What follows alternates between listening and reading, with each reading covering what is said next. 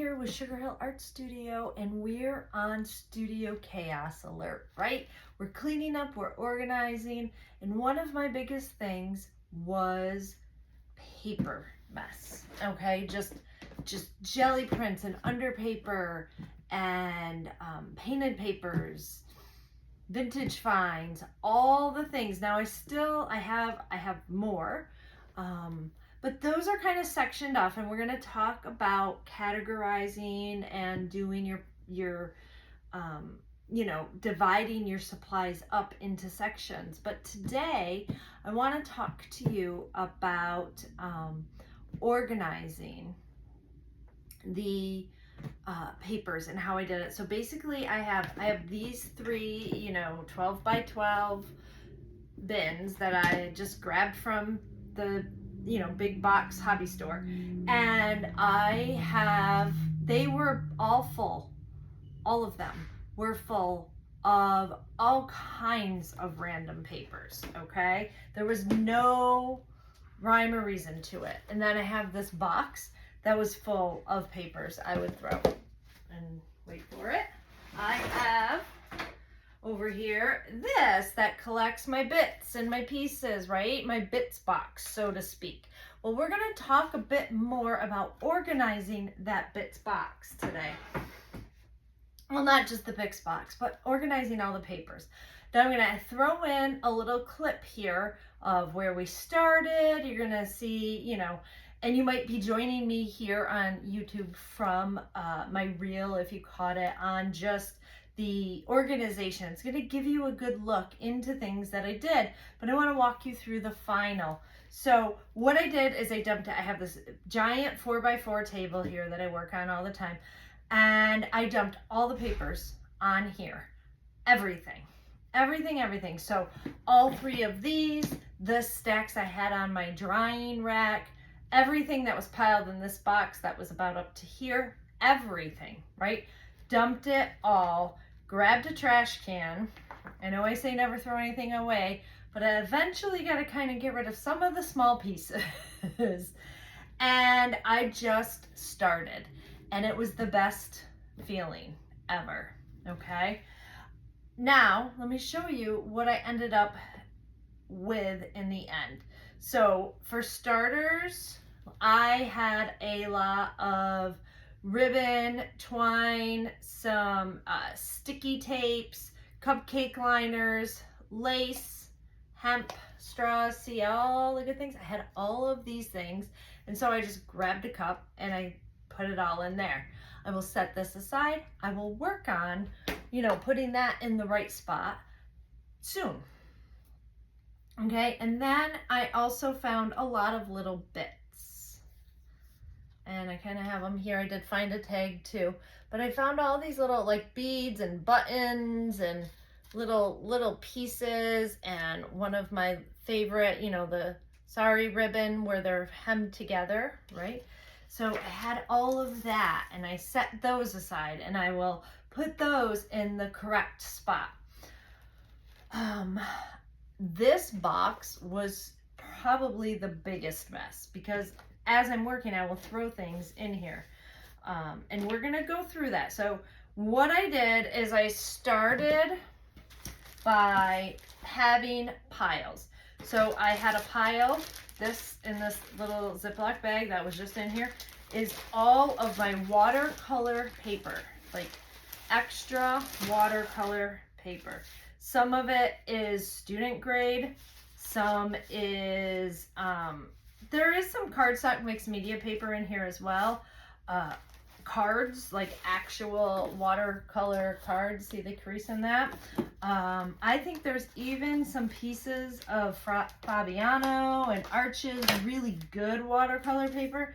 I have from the circle journals that we've made, I have some of that cut. All of it went into a pile as I was dividing out everything. Okay, I've got some hot press, some cold pressed watercolor papers here. Now I did try to go through and I took the good ones. I missed one because I can tell you that this is a hot press Arches. I missed this one, and put it up on my shelf where my good where better watercolor papers are. I didn't put that one in there because it's ripped and I have some numbers on it. Not a big deal. But that is one pile, one category.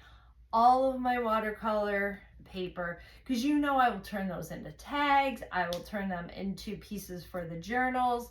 I will paint on them, right? I don't ever, I get the big 2x3 pieces of Fabriano or Arches or different types of watercolor paper, and I will break it down. And sometimes you have that odd strip. Keep those. The other fun thing that I found was I love the palette paper, and there were quite a few, quite a few that I've ripped in half, and I have those somewhere too, but I had grabbed these because don't dismiss this as being great under paper, things to use in your journals. You can use this everywhere.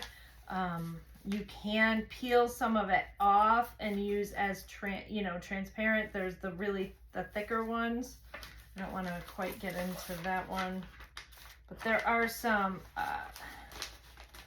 spots where you can just pull that acrylic right up and look. How fun is that to add, right, as a bit from your bits box to your artwork. So I love palette paper. This comes in a, let's see, comes right at the big box stores. Palette paper, grab a piece, grab half a piece. It's wonderful to use. You're reusing it. We're not damaging the earth by using paper plates. Sometimes some of the porcelain, they can get old fast. All right, so then I separated my papers. I have vintage, okay, or copies of vintage, things I've received. A Dick and Jane book. Typically, I have all of my books up in my cupboard. I did put this in here. There's a few books in here. Look at all these old just pieces, library cards. Some are real brochures and different things, right? And some are photocopies, bingo cards. But I also have a printable here. I used to belong to Graphics Fairy and lots of stamps and things like that. So I had printed out quite a few things. There's some sheet music in here. There's magazines. There's beautiful papers. I have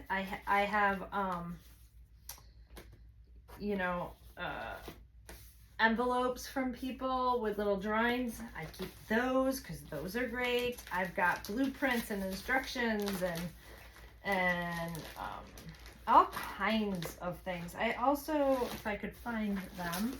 So I kind of decided to keep this printed. I don't use these often, but they might be good to lay down anymore, a base layer.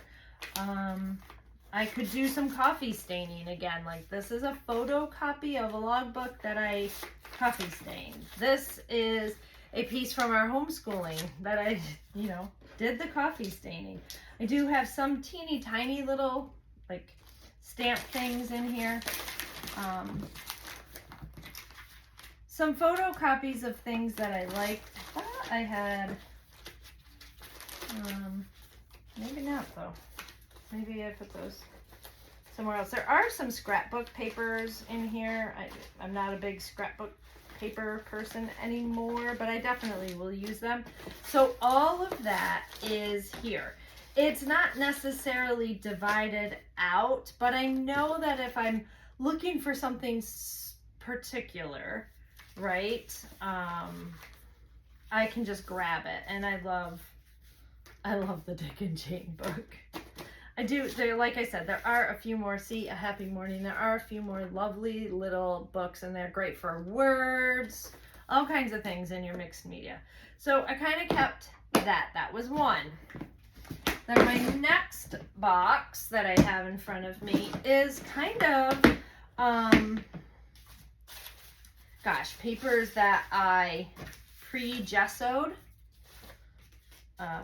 or drew with charcoal. Okay, so some of these just are recipes with the gesso over them, ready to go. Some have some charcoal. Some I painted right up. Okay. There's some of these bits in there. Anything kind of neutral. I've been part of paper swaps and things. So not all of this was made by me. Some of it's made by friends from across the globe, right? So I have those. And then I also put in anything that's kind of lighter or transparent. So some of my coffee dyed papers. Remember this project, the neurographic art on a book page? There's a video somewhere here on YouTube for these. I put those in there because they might be good, gessoed over a, printed page. Watercolor, they're kind of neutral, okay? And I didn't think they fit in necessarily with all of my jelly prints and whatnot. Anything that was black or heavy on the black and white side. Also, one of my favorites, I called them jelly plate ribbons. I have the 9 by 12, whatever I have, the 8.5 by 11, right? You get like this inch strip left over. And I love to take deli paper or rice paper and kind of make that pull of those pieces. And then I have these gorgeous strips. This was a green face, but I used iridescent matte medium to pull some of them. Can you see, can you get that glimmer in there? Yeah. So anything transparent. This is on rice paper. Okay, just kind of a print. Here's a bigger section. Deli paper. So any of the prints that I have done on translucent papers, okay, I put in here. I put random little pieces of tissue that I had in here. I put some neutral things. I did put some smaller pieces, things that are like just painted pieces, anything printed on music sheets, recipe pages, things like that. Somebody must have sent me this. I thought it was pretty. That ended up in here. Is it firm? Just an edge? Don't always get rid of these edges when you tear them out. This is great. That's great texture, right? You be your better judge. You kind of know there is no absolute way to do these, but definitely, I've got some tissue paper in here, an envelope. So you use your better judgment on how you can find things and how you like things, right? And here's just another great way to kind of put your stuff in a box. Okay, so that's my kind of translucent or neutral. Then, first thing, I know I've got to spend a day or 3 doing some jelly paints, and I have to go through some of my rolls of under paper that I've kind of cut up, but I need to take the time to decorate them and make them more exciting. If you don't know what I'm talking about, there will be a YouTube video on that as well. In here, I did 2 separate categories. So I have my half sheets.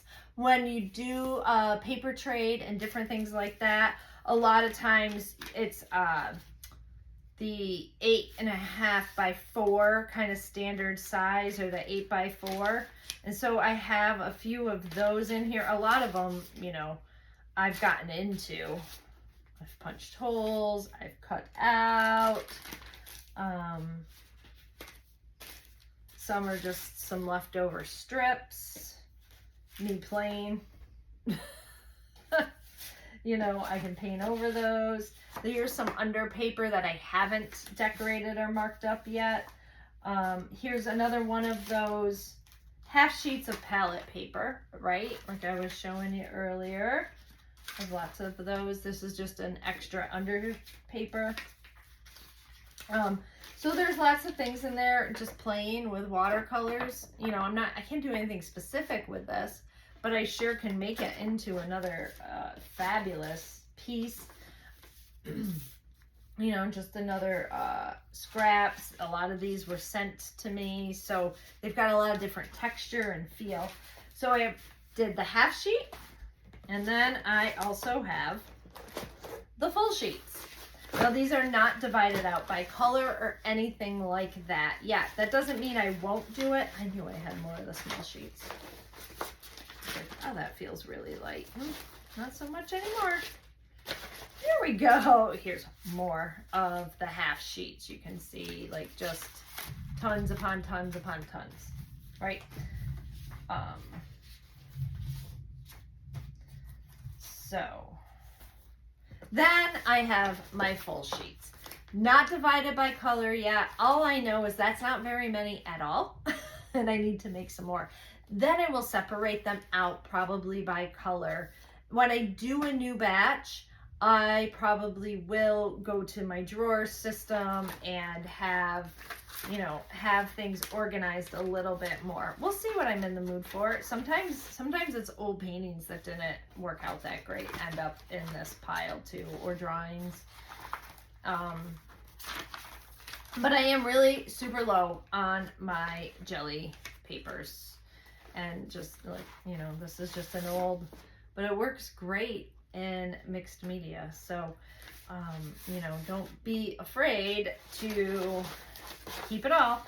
Then you can organize it afterwards if you need to, if your art calls for that, you know, whatever it is that you need. But I was able to put them both in here for now. So that makes me feel so much better. Okay. Then I had tiny pieces. I found one of the watercolor newspaper flowers, right? That's a fun project. That's on YouTube. Super fun. It was super popular. I used to do this all the time with my junior high students back in the teaching days. This isn't a new, I didn't invent this. It's not a new technique, but it's super fun. I encourage you to give it a try. Adds a lot of texture and dimension to your projects. I found some like this torn can go on that cup over there. And then just all the things that I have taken and used for my bits box, and they got thrown into the box of whatever. Like I said, I typically have this white box on the table while I'm working in mixed media. I will pull colors that I want in different papers, different things that I want, some of my bits from my bits box. I'll pull it all.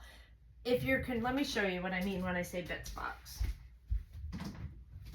And there's a video on this too. Now this just happens to be the rainbow colored one. I typically like all white, but in each of these I have my bits or fodder, right? We've got Christmas ornaments. We've got rainbows. We've got flowers. So I haven't labeled them, but this is what I have right now. They're all divided up. What I will typically do is take that out, grab this little bowl or box that I call my bits box that I'm working out of in the moment. So there's just some different shapes and things there. Sometimes I get on a botanical kick. That's the bits box, okay?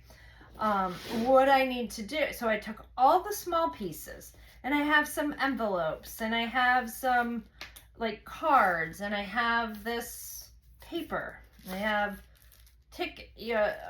stamps and tickets, little pieces that I've done, okay, two-sided paper. There's just lots of things. And so what I'll do is I'll go through, because I certainly did find more of my watercolor baubles based off of Shiny Brights, right?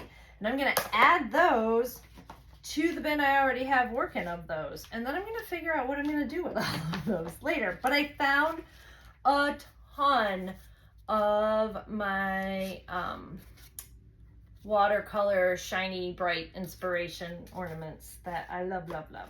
Probably end up picking out some of my favorites and sending those, packaging them up with Christmas orders this year, more than likely. I have hearts. I know I have a bin of just hearts, right? So going through botanicals, okay, very popular.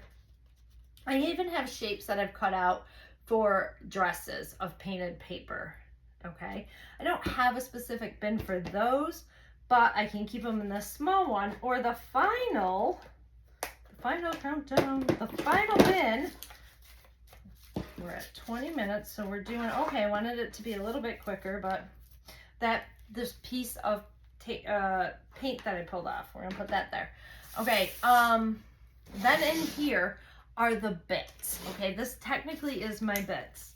This is different pieces. It's this tiny, I can't put this in the box, it'll get lost, but I can put it in here. Can you see?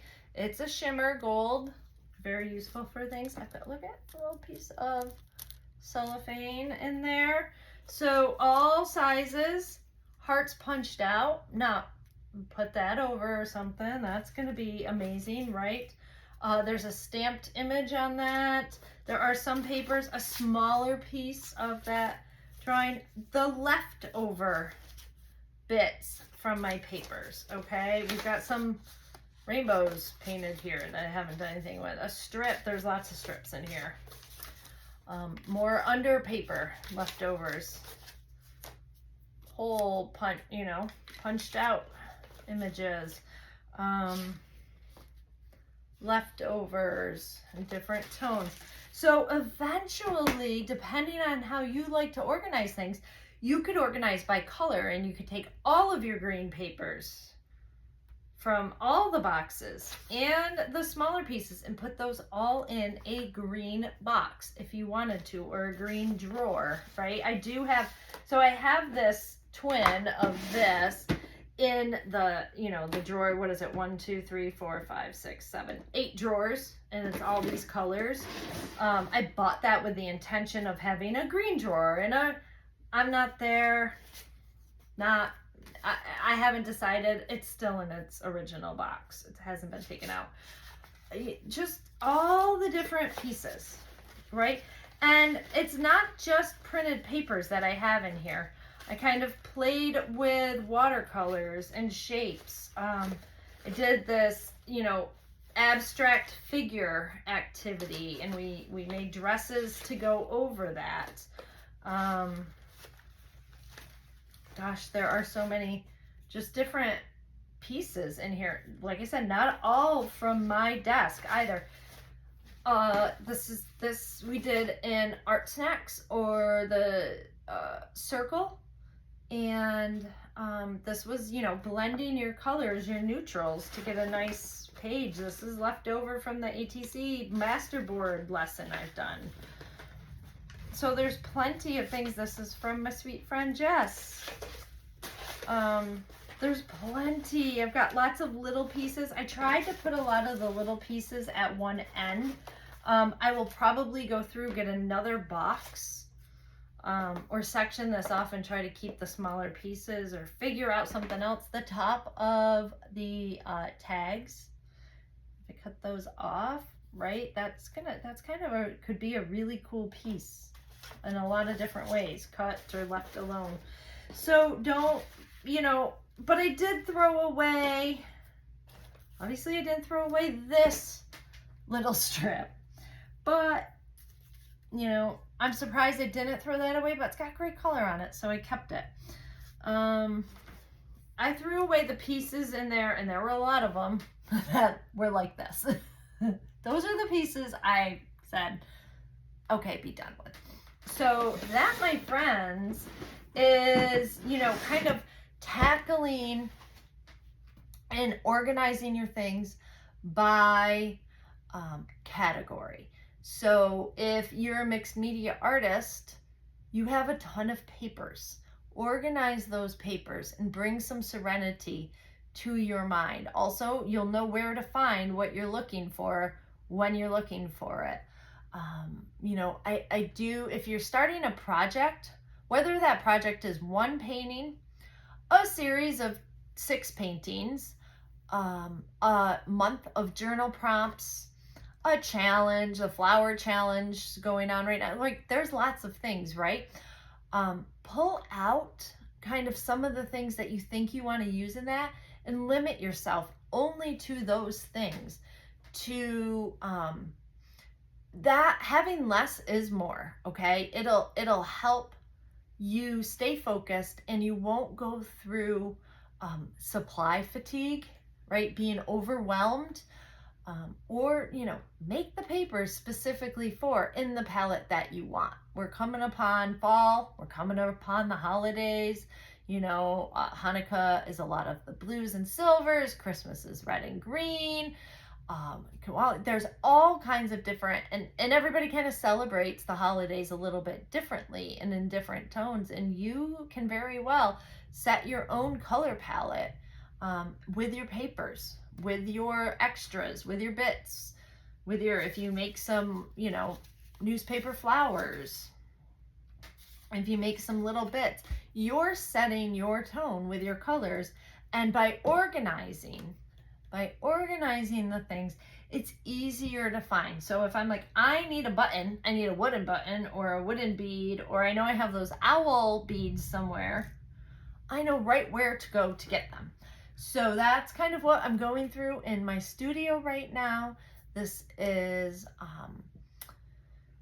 part 1 of 6 different ways to organize your studio, your office, your space. Even if you just carry a bag around with your things, organize your papers within those bags. Not all of us are mixed media artists. Some of you are scrapbookers. Some of you, but I guarantee you have some sort of stash of little things. Maybe you saved a tea bag, the whole tea bag, or maybe you saved the little tag because it had an inspirational quote on it. Maybe you saved junk mail or something that you received in the mail because it was really cool. Maybe you save tissue paper that came in a package, like a cute shirt that you ordered, and the tissue paper is periwinkle blue. Somebody I order does that, and I save every last piece of those. I love the color.